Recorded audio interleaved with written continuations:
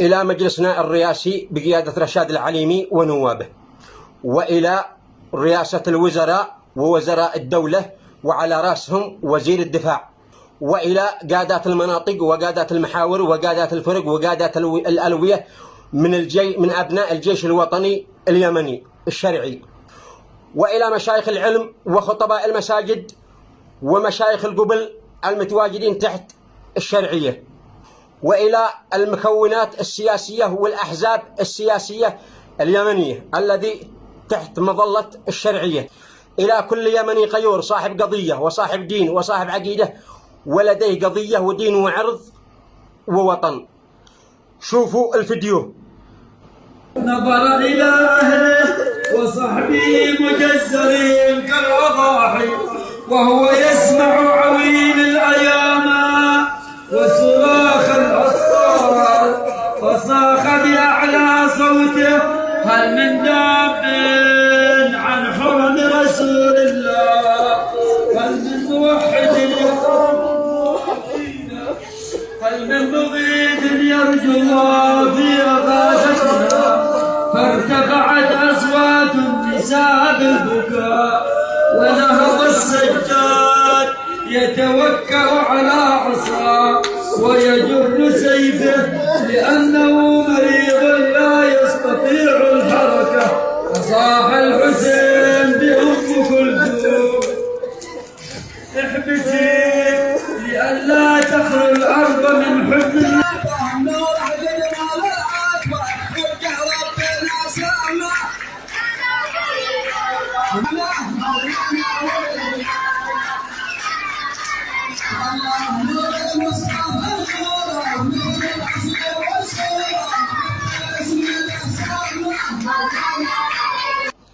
شفتوا المقاطع وركزتوا فيها، وشفتوا الحسينيات التي تقام في اليمن.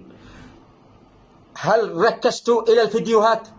كم نسبة الأطفال الذي من سن 13 سنة أو من سن 14 إلى سن 9؟ ركزتوا في المقاطع كم؟ 95% من المتواجدين الذي في الحسينيات كلهم من سن 14 سنة إلى 9 سنوات، وهؤلاء الذين قابلين للتعبية والأدلجة الحوثية والأدلجة الرافضية المجوسية الشيعية. لنا 10 سنين. هذه رسالة إلى كل حر وإلى الأحزاب السياسية وإلى المكونات السياسية. لنا 10 سنين وإحنا تحت ظل خلافاتكم السياسية ومحاكاتكم السياسية وتحت مظلة الأعذار على الآخرين 10 سنين، والحوثي يخرج من أبناء اليمن الذي لولا خلافتكم السياسية وخلافتكم الحزبية ومحاكاتكم السياسية كان هؤلاء الأطفال ما هم متواجدين الآن في مساجد الحوثي، ولا هم ذي يتعبوا من في أدلجة الحوثي، ولا هم ذي يتعبوا الحسينيات، ولا ذي يتعبوا الشركيات. أنتم واحد من أسباب أبية الأطفال هؤلاء الذي عند الحوثي، وأنتم محاسبين أمام الله. أما كفاكم 10 سنوات؟ أما كفاكم 10 سنوات؟ أما حان الدور ترموا خلافاتكم السياسية وراء ظهوركم وترمون خلافاتكم الحزبية تحت أقدامكم من أجل عقيدتنا ومن أجل يمن الإيمان الذي أصبح فيها الشرك علنا، وأصبحوا أطفال اليمن وأصبحوا أطفال اليمن يدعون بغير الله ويدعون بالشرك ويطبقون الحسينيات والشعوذة الرافضية المجوسية الذي لم يعلموا عنها شيء. هذه رسالتي لكم من القلب إلى القلب. أما حان الدور أن نرمي كل شيء وراءنا ونحرر بلادنا، بلد الإيمان والحكمة.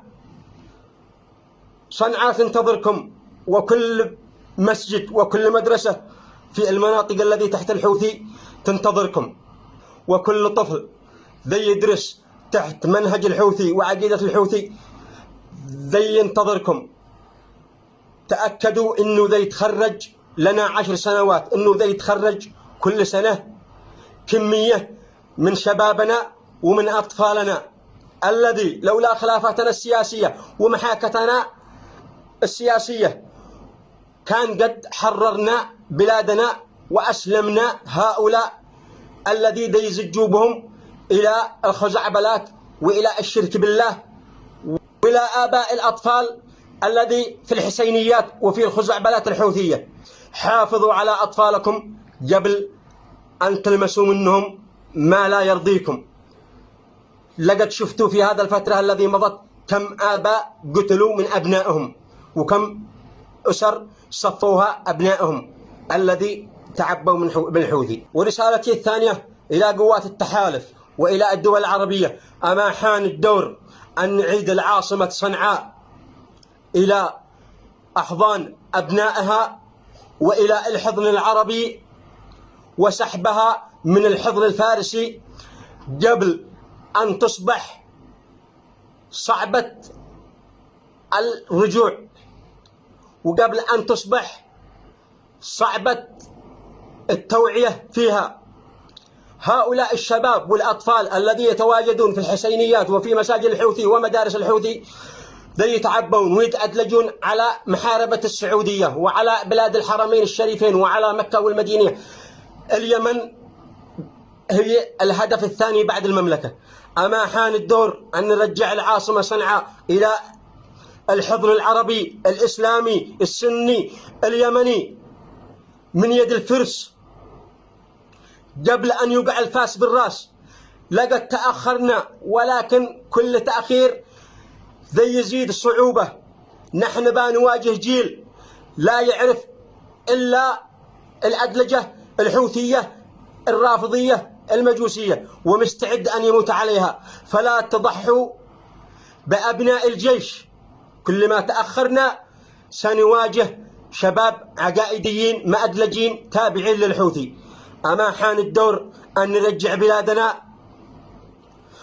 والله الذي لا إله إلا هو، الذي ما في قلبه عقيدة وفي قلبه غيرة على ماذا يصير في أبناء اليمن من هذه الشلة الضلالية الفاسقة الضالة الفاجرة، لأدلجة أبناء اليمن وأطفال اليمن الذي لم يملك غيرة في قلبه على ماذا يصير، في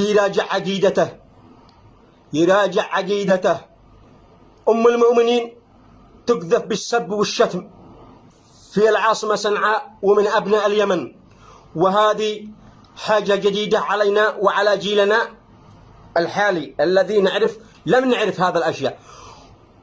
صحابة رسول الله يقذفون بالسب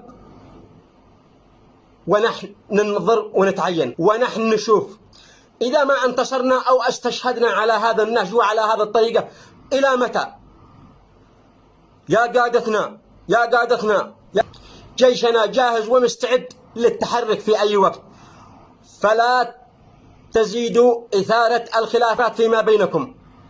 حسوا باليمن وبالعقيدة إذا كان في قلوبكم غيرة.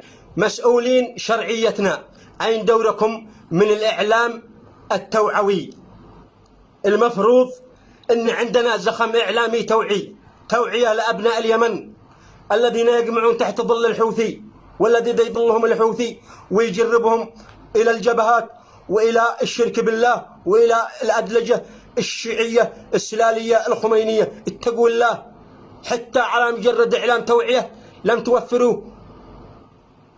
افعلوا زخم إعلامي لكي يوصل إلى كل طفل يمني وإلى كل أب يمني أو هو يحافظ على أبنائه. والمفروض أنكم تفعلوا مدارس هنا مع السكن لاستقطاب الأطفال الذي عند الحوثي الذين يريدوا يدرسوا على حساب الحكومة، يدرسوا ويعيشوا في أماكن دراسة وسكن من أجل تستقطبوا أطفال اليمن وتحثوا آبائهم على أنهم يجيبوهم كي يتعلموا ويخرجوا من المنهج الشيعي الرافضي. أنتم ماذا تحسوا بهذا المسؤولية أمام أطفال اليمن الذي يجربهم الحوثي إلى هذه الشركيات والكفر؟ الكلام كثير ولا أريد أطيل، وأتمنى أن يوصل إلى مسؤولينا هذا الفيديو، وشكرا لكم.